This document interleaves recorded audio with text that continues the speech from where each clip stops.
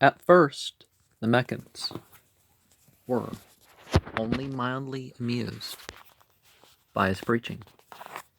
His early pronouncements in rhymed prose were so like those of their own soothsayers that they called him a soothsayer. Kahin in Semitic languages, Kahin, those three letters it means access controlling priest. But a lot of them end up being, oracle readers and whatnot. A crazed poet, one ensorcelled or gin possessed, his early converts were from his own domestic circle and friends, and then from certain of the poorer elements in the city. Muhammad seems to have had great hopes that the Jews and Christians would recognize him and accept him, and was bitterly disappointed at their persistent rejection of his claim to be in the prophetic succession. As his following grew, and the Meccan leaders became more conscious of the threat to the position involved in his attacks on the idolatrous worship at their sanctuary and his championship of the underprivileged, they took steps to silence him. Pious legend mentions this great persecution of the prophet and his followers, but there are undoubtedly evidences of some great persecution, as a consequence of which he urged certain of his followers to emigrate and seek refuge with the Christian ruler of Abyssinia, where they were kindly received. And if there was evidence that there was widespread anything from economic sanctions that can be, can actually end life or something, but to physical harm to individuals, vandalism or theft of property, even people being killed, if that's happens, it's just enumerating. It's not, as this says, exaggerating. So people had a good reason to leave. Rumor that Muhammad had weakened and made a compromise with the Meccan leaders brought many of the emigrants back home. The Prophet was conscious, however, that his position in Mecca was becoming impossible, and he seems to have made unsuccessful attempts to find a more promising locale for his mission at Taif and other places. Well, it wasn't that he just was going to switch locations, that he was, he wanted, like the real prophets, to go far and wide to spread the message. By the real prophets, I mean the Bible backs up that these are the real prophet. This is what a real prophet does. I'm not saying that Muhammad wasn't a real prophet in that vein. I'm just saying it's, these people are going to say, well, the real prophets did this. It's like, well, isn't that what Muhammad was doing, rather than just shifting his base of operations? Some citizens of Yathrib, a place on the Spice Road, some miles north of Mecca, who had come to the city for the annual pilgrimage ceremonies at the Kaaba, the black cube, took notice of him, and on their return home suggested to various leaders there that Muhammad might be the solution for their local problem. Yathrib was a city with a large and important Jewish population, where the people were fairly well acquainted with the kind of biblical doctrine Muhammad was preaching. They were, however, plagued by a long-standing community conflict between their two main Arab groups, a conflict which had reached an impasse. It is clear that the visitors from Yathrib must have discerned the political sagacity of the Prophet, a sagacity which showed up remarkably in latter years.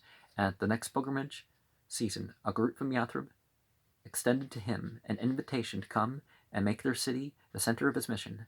As the opposition in Mecca became sharper, Muhammad in 1622 made his famous flight, or hijrah, more accurately.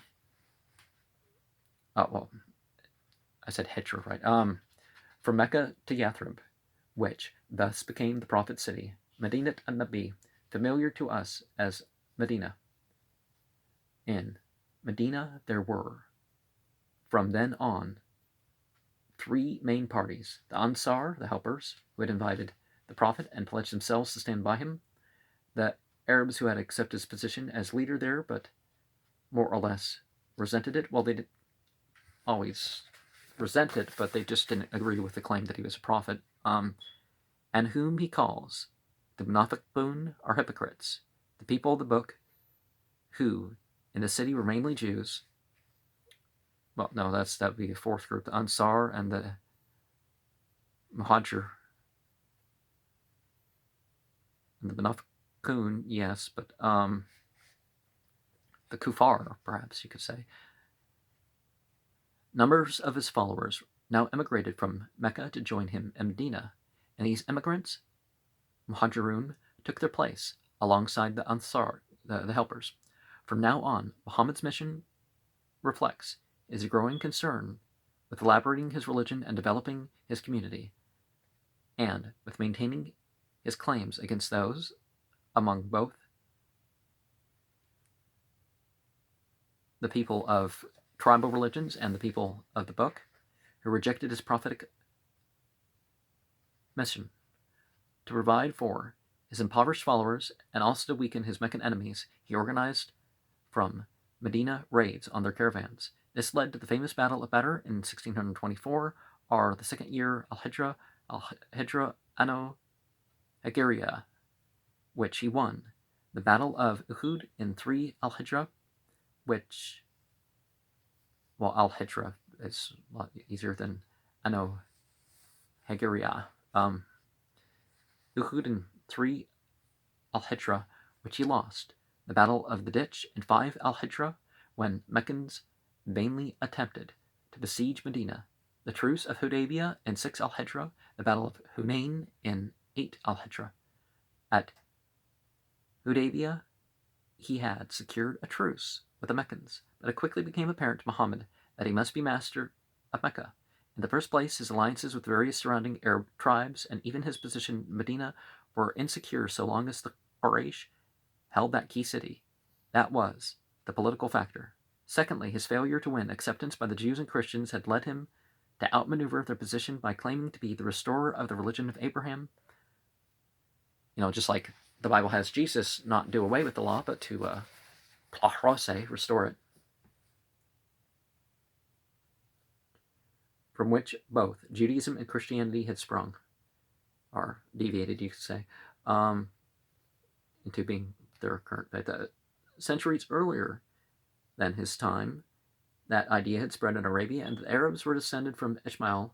Muhammad now, therefore, claimed Abraham as Hanif and linked the Abraham and Ishmael story with the Kaaba and Mecca, which made it religiously necessary for him to be master of the city. A technical breach of the treaty was the pretext for the attack, and in 8 Al-Hijra, Mecca had to submit. By technical, he means murder.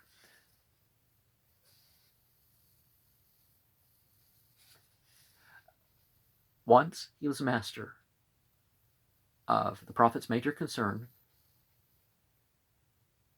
was legislation for his growing community. There were still expeditions to be organized and sent. There was still controversy with his opponents, but he was more and more occupied with the problems of organizing the cult. Well, he had such an acceptance, it wouldn't be fair to call the thing a cult, because he definitely did in his lifetime not only dominate Medina, but the entirety of Arabia by Islam, by people who were claimed to accept Islam, not just, like in other countries like Egypt, where it was ruled by people who were Muslim, but it took quite a while for it to become a Muslim majority. Regulating prayer, almsgiving, fasting, pilgrimage, issuing rules for guidance on questions of marriage, divorce, inheritance, and similar matters of importance for a community in which look to him for instruction. The Medina chapters that address these things more, people say, well, it lacks poetic things. Like, well, I guess it's a heavier subject than even the day of resurrection and just being grateful. But you start with so the power of the Quran doesn't go away there. It's just addressing an area that people are kind of, oh, I don't want to do this, or I don't want to not do this. He continued to live in Medina, where he finally succeeded in crushing and then expelling the Jews, and where he received delegations from the Arab tribes now coming in to acknowledge the undoubted master of Arabia. The chieftains in the north, however, many of whom were Christianized and under Byzantine influence, remained obdurate. Muhammad was very busy with plans for subduing them when he sickened and died in the house of his wife Aisha, who was at least 18 at the very least. Some narrations indicate she could have been a good 10 years older at that point. Certainly the narrations, if you look at them as a whole, really make impossible the claim of... Now, if the marriage was arranged when she was 6 years old and she moved in 9 and it was consummated later when she was a young woman, that's different. That's the minimum that you have to look at for all these things. I mean, if you're going to be real about it. But one of the narrators that said she was 19 rather than 9 when she moved in, and that when she was like 15, there was a marriage that was kind of separated because, that was not brought about because of her religion and the faith of the parents of the young man. So that, but when somebody says 19, we're talking about one person. All this stuff comes from somebody who said 19, he moved and he left a word out in the narration. And a lot of the other narrations that he narrated had issues like that too, of this forgetfulness. But so what he narrated earlier in life and the traditions that passed on from that period were sound. But there was some issues with some of the stuff later. So, So he died in 10 Al-Hijra, so 632 of the Common Era. And Muhammad's preaching, his early utterances were apparently hardly to be distinguished from those of the local Arabian soothsayers. Well, that was the accusation. It's like, well, it's moving, but I don't accept your prophetic authority, so you must be a poet or something, They were delivered in a rhythmical rhyme prose, in short and at times obscure sentences. Well, if you ignore the context and you don't allow an openness to respond yourself, with a fondness for strange words, what distinguished them was their subject matter, which was concerned with the power and wonder of God in his creation, the wickedness and perversity of man, and the imminence of the dreadful day of doom. As his mission progressed, the ethical contents of the prophet's message increased. But though he knows about and is interested in the religion of the people of the book, he knows but little of their scripture, and is mostly impressed by the stories of past peoples who rejected the messengers sent to them, and on whom fell awful disaster. It's Islam, largely because of what the Quran is, doesn't have this idea that scripture is just sacred history. It's something you can use as a prayer book. It's something that you can, it's something to have an effect, not just occupy your learning and your entertainment, people could say. His acquaintance with the contents of scripture increased gradually, so that the material therefrom comes to be woven more and more into his discourses, though he cannot distinguish general scriptural material from that of midrash and apocryphal legend. Well, some of that turns out to be more authentic than the other, but his point wasn't to rework the Bible. And he feels able to claim that he is setting forth in plain Arabic the essential message of the older religions. This is why the Western reader meets in the Quran so many familiar figures: Adam and Noah, Abram, Isaac, and Jacob, Joseph and Job, Moses and Aaron, David and Solomon, Jesus and John the Baptist, and finds so much there about familiar religious concepts about God and man, about angels and demons, about sin and salvation, about paradise and hell. Muhammad called his messages Al-Quran, which is an adaptation of the Syriac word for a scripture lesson. Well, a recital. Lectiono, I guess, is what people could say is the more Catholic sort of term for the thing. Surah, as he uses it, means practically the same thing. Well, chapter, rank, step in a structure. In his latter years, he was engaged in preparing much of this material to be used as a book, kitab, which would be for his community what the Old Testament, which he called the Torah, was for the Jews, and the New Testament, which he called Injil. No, he called the originals, not the Jewish and the Christian versions of sacred scripture. Was for the Christian, but on the basis of Surah 7, where he refers to himself as an Ummi prophet, Muslim orthodoxy has insisted that Muhammad could neither read nor write. Western scholarship has always doubted this, but there could be no proof to it other than a narration where, towards the end of his life, he knew that it was more legible to the letter seen to make the line straighter rather than just,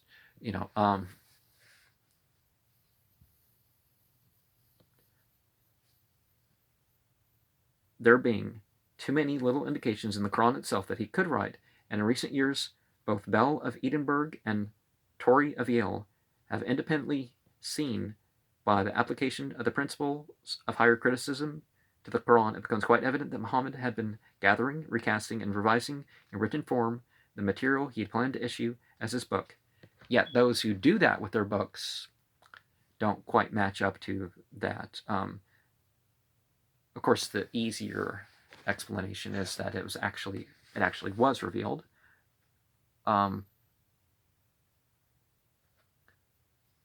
unedited, like said. And there are many, many narrations that indicate that Muhammad said that this goes here. Now, he didn't know the whole Quran, so as he learned it, he'd tell people where it would go. Which portion would go. But there was no indication that any of that was ever changed.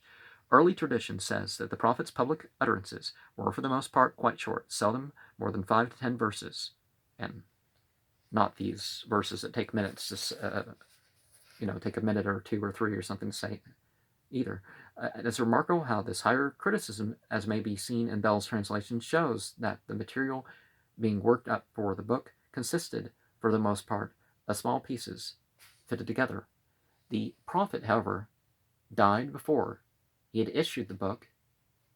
No, he made sure that the message was he checked with the people as the message was conveyed, and he didn't actually learn any more of the Quran after that.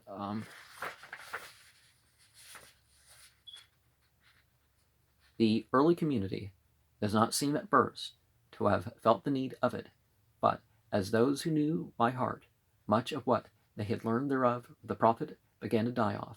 The need for collecting the material became urgent. Now he still had inspiration and guided the people further for the present and future in that respect. Several individuals made personal collections in codex form, but it was the Caliph Uthman of 23 to 35 of Al-Hijra who made the official recension of this material that has come down to us as Al-Quran. The form in which we have it comprising 111 surahs, 114 suwar, arranged with the longest verse and the shortest last, preceded by an opening prayer and concluded by 2 little charms. Okay, well, if people play that game. But it is an opening prayer, and it is the 2 protectors, but those were suratayn too. Narrations indicate that they were suratayn, 2 chapters. Is that given by the committee to whom Uthman committed the task of making a recension. Doubtless they used the Prophet's own collection of material as a basis, though arranging it as they saw best, and adding other material that came to them where it seemed appropriate. No, as I'm saying, they followed the tradition, not only of people who recited it, and the order in which it was recited for the extended prayers and voluntary prayers and people who would actually go through it and had it memorized. And then there were the narrations to back it up further. But they wanted to check on all grounds before, these 7 Uthmani copies were made. That this recension contains all the pronouncements of the prophet may be doubted, for many passages are obviously but fragments whose context is now lost. Now, again, not if you speak some Arabic, or not if you are open to the idea that maybe a book from God is not quite like the book that you would want. So an effectual text that you respond to.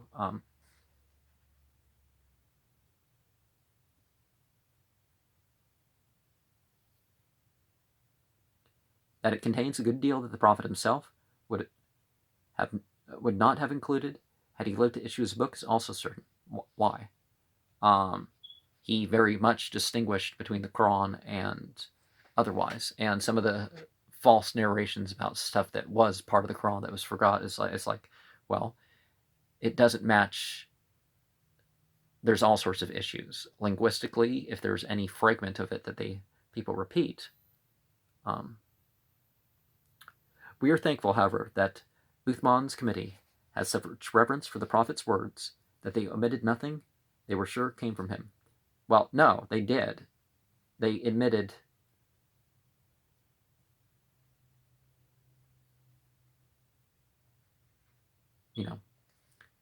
that there was a difference between the prophet's sayings and the Quran. That was very much solidly part of the tradition. Shia, Sunni, Ibadi, that all it contains is genuinely from the prophet's very servant, a free passage of doubtful authenticity. It's like, but Surah 9 in the Uthmani copy, unlike most of the, it says that here are 2 verses that we only have one person testifying to them, but they existed in the over 500 collections, compilations of the Quran that we see that also were made. And some of these were done before the Uthmani Quran. Of course, the Uthmani Quran is the only one that exists in full, but there is a copy of Surah 9 in full that isn't part of the Uthmani.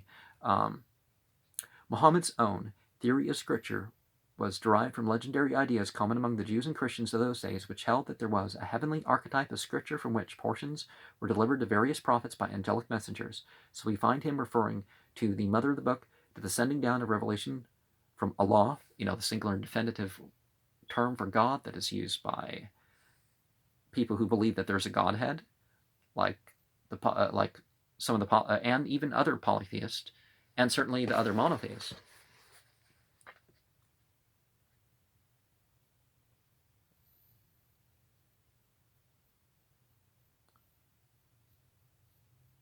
Through the angel Gabriel, and to the idea that since all scriptures from the same heavenly original, his message will be found also in the books of the Jews and the Christians. When Muslimin later came to know the contents of the Old and New Testaments and found that they by no means agreed with Muhammad's message, they agreed more with Muhammad's message than themselves. If you look at it objectively, you got about twice the contradictions between the Bible and the Bible that you do between the Quran and the Bible, but that's, of no issue to a lot of the commentators. A lot of Christians are the ones who bring it up. The Quran doesn't have any internal contradictions. It doesn't have, but it contradicts the Bible 630 something times, and the Bible contradicts itself. Contradiction between itself 1,300 and something times. Your typical 1,600 chapter thing, but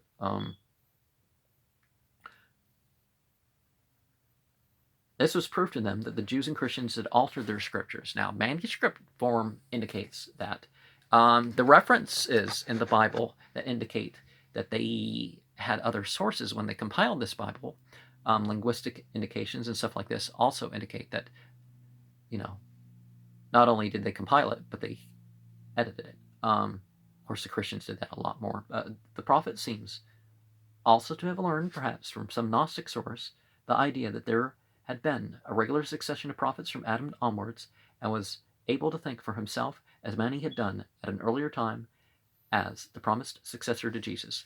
And at least he's presenting the idea that maybe Muhammad is some sort of Baptist sort of preacher, that they feel a calling, an emotional calling to interpret the scripture and deliver their message for themselves, in their own way. But isn't that what happened with Paul? Paul had his experience, and he was always trying to convey, how would a Christian say this? So, at the very least, they're admitting he's a prophet according to the Christian, the New Testament criteria.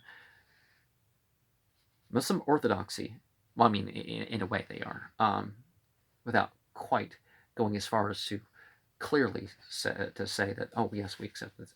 Muslim orthodoxy has developed its own doctrine of Scripture, according to which each prophet in turn had revealed to him by Gabriel from the heavenly archetype such material as was necessary for his situation in his generation. When a new prophet was sent, his revelation abrogated that of his predecessor, though all that was still relevant and useful in that previous revelation was continued in the new revelation of God's mind and will and purpose for mankind. When Muhammad was called to his mission, Gabriel, over some 20 and more years, revealed to him piecemeal what was to be his book.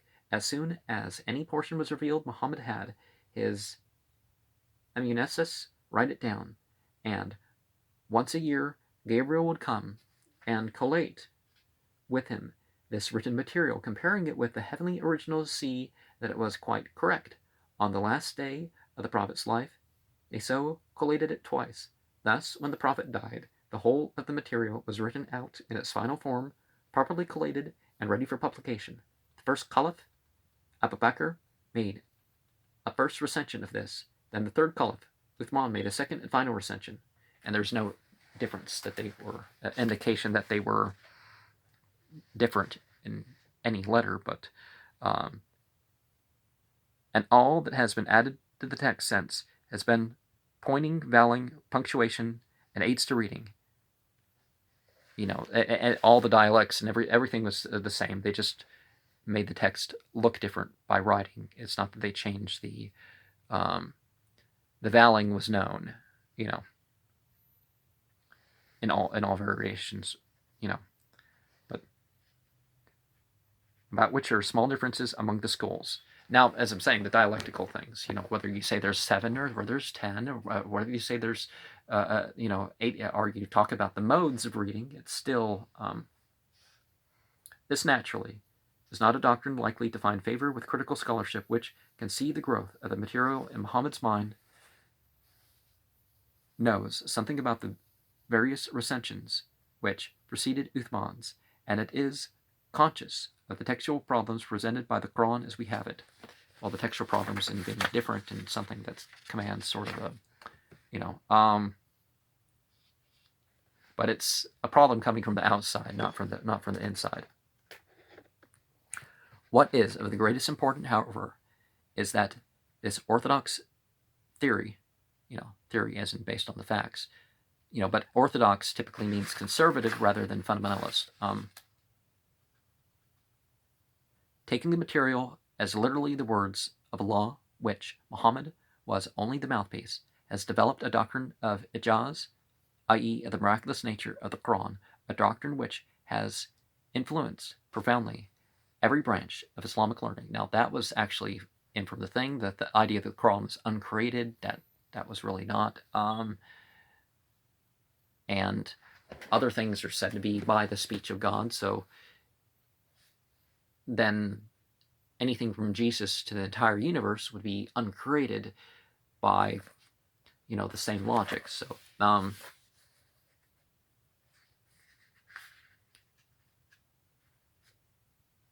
one consequence of this doctrine is the strongly entrenched notion that the Quran cannot be translated. Well, every scripture is, there could be issues that there's translations that's obviously, since it was dictated to the prophet in Arabic, it must follow that Arabic must be the heavenly language, so the book must always be recited in that language, and must inevitably lose something when translated into any other tongue. Now, that's actually going beyond what would be said. Thank you very much. That Islam itself does not make that claim, but certain people have made that claim later. And inevitably something is lost. Even when you're not dealing with divine authority for something, you end up something being lost in translation, either the beauty and the style of the original, which there's the complaining and the issues about the Quran, when it's not really the issue with the Quran, it's the issue with the translations. And some passages you need to translate 3-4 times to get, or even more to get the meaning. Some words have like 50 different meanings or something that don't actually cause a conflict with the thing, but there's you're going to need a lot more words. It's like Bahira and Wasila and Ham and Zakum and some of the other terms that either people don't know or are too difficult to pigeonhole